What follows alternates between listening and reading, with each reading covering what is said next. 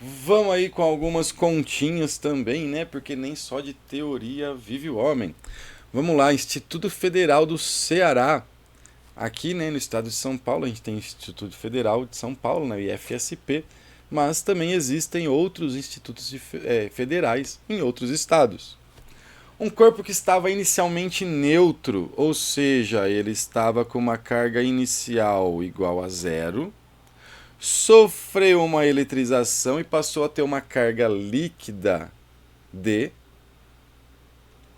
menos 8 vezes 10 a menos 16 coulombs.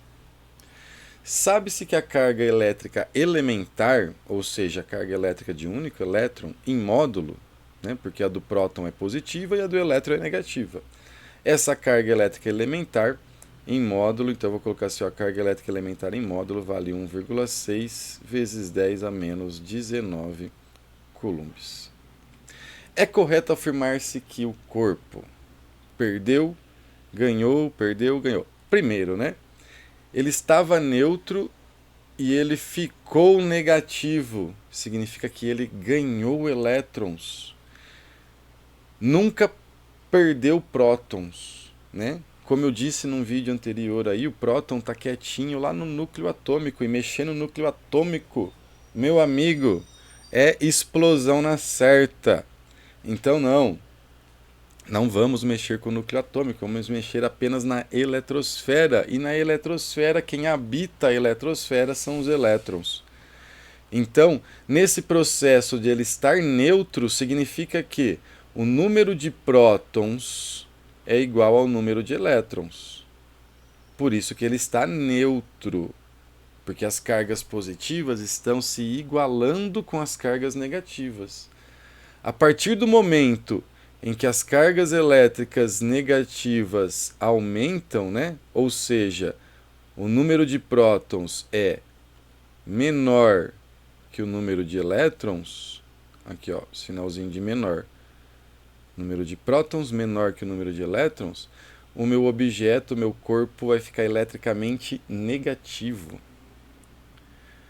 Certo? Então eu já sei que ele perdeu ou ganhou elétrons. Que ele ganhou elétrons. Então aqui, ó, alternativa A, perdeu elétron. Porque se ele tivesse perdido elétron, ia sobrar as cargas positivas dos prótons. Então ele ia ficar positivo. Então ele não pode ter perdido elétrons. Veja que maravilha. Antes aí a gente tinha aí uma chance, né, bem baixa. E agora, ó, 50-50. Eu só preciso acertar o número de elétrons que ele ganhou. Se a gente for pensar na estrutura, nós temos lá o núcleo com os prótons, os nêutrons, e nós temos a eletrosfera em que tem os elétrons. Os elétrons existem na natureza sempre em quantidades inteiras e positivas. Significa que eu posso adicionar nesse átomo mais um elétron. Eu posso colocar mais um, né? No caso seria mais dois, e assim por diante. Então eu vou conseguir adicionar nesse objeto sempre quantias inteiras e positivas. E é isso que vai transformar em uma carga líquida. Então, ó, a carga líquida aí vai vir da diferença entre o número de elétrons e prótons. Porém, como ele estava nêutron, esse número era igual, e se eu adicionei elétrons, quem vai trazer essa carga líquida são os números de elétrons que eu estou ganhando, vezes a carga elétrica de um único elétron. Vou colocar em módulo aqui. Então, para descobrir o número de elétrons, vai ser a quantidade de carga do meu objeto dividido aqui pelo módulo da carga elétrica elementar. Então, meu N vai ser igual ao quê?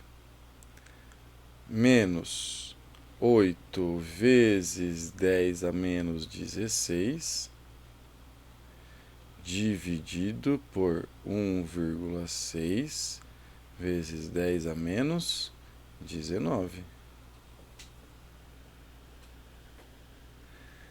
Tá certo? Bom, vamos pensar nesse número. Se fosse 8 dividido por 16, daria 1 sobre 2, daria 0,5. Mas o meu número de baixo está com uma casa decimal deslocada aqui, né? Então, esse 8 dividido por 1,6 vai dar, não 0,5, vai dar 5. Opa! 2,5, 5. Já sei que a resposta é a alternativa B. Mas vamos fazer, né? 5, o negativo fica lá, negativo. E a gente vai pensar sobre isso. 10, divisão de potências de mesma base, mantém a base e faz a subtração dos expoentes. Menos 16, menos 19. Aquela regrinha, né? Negativo com negativo fica positivo. Então, o que eu tenho? 19 menos 16, que vai dar 3.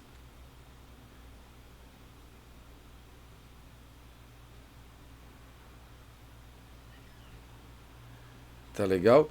Esse número n sempre inteiro positivo, né? Por que deu negativo? Porque aqui a carga é negativa e eu não usei o módulo na carga. Tá?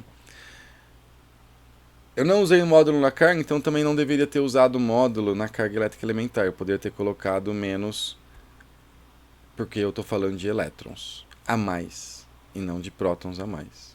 Tá? Então aí, ó, 5 vezes 10 a terceira, também conhecida como 5.000 elétrons. Né? Elétrons. Isso daqui é chamado de quantização da carga elétrica. Por que quantização da carga elétrica? Porque a carga elétrica só pode existir na natureza em quantidades discretas, que são múltiplas de uma quantidade mínima, que é chamada de carga elétrica elementar. Não se esqueçam disso, porque isso também é muito cobrado nos exames de vestibular.